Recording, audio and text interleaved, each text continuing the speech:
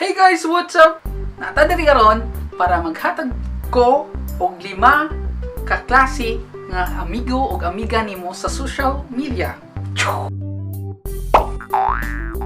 Una, ang mga selfie king and queen. Sila ang mga tao nga puno nimong feed og ilang mga nawong mga selfie, mga hashtag just woke up, hashtag student delight, hashtag off to konoha og uban pa. Pero kung wala ka ganay silang nawong, i-unfriend sila. So, dili ka masuko, di ba? Di ka mo bad trip sa ilang nawong.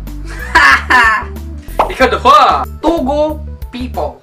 Mo ni sila ang mga klase nga tao nga magpabaha sila og mga hugot sa imong feed. Bisag unsa ra kan himuan og meaning, himuan og hugot, bisag asa maabot, bisag wali. Ha! Diyos mayonnaise. Pero ipadayon na ninyo. May na lang makahugot mo. Sabay sa uso. Ikatulo, ang World War Z soldiers. Kanang mga tao nga kusog kayo mang mention sa ilang mga kaway sa social media, tapos sakit kayo mang storya.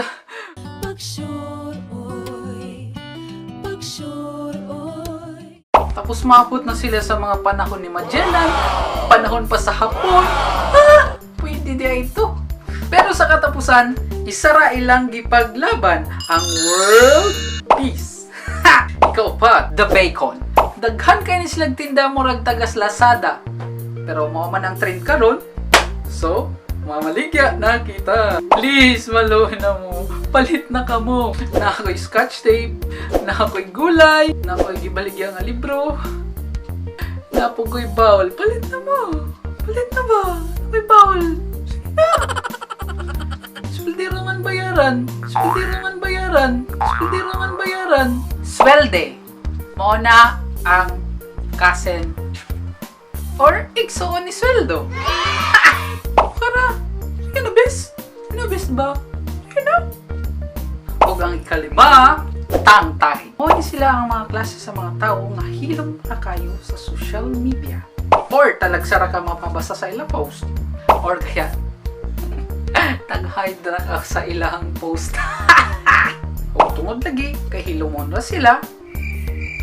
Ganan silang private life. Hindi niya. Pero ayaw sila buti, kay mo na ilang kinabuhi nga ginapili. So ikaw, unsa nga klase nga pagkatao sa social media? Comment below. Salamat. Hi. Hello.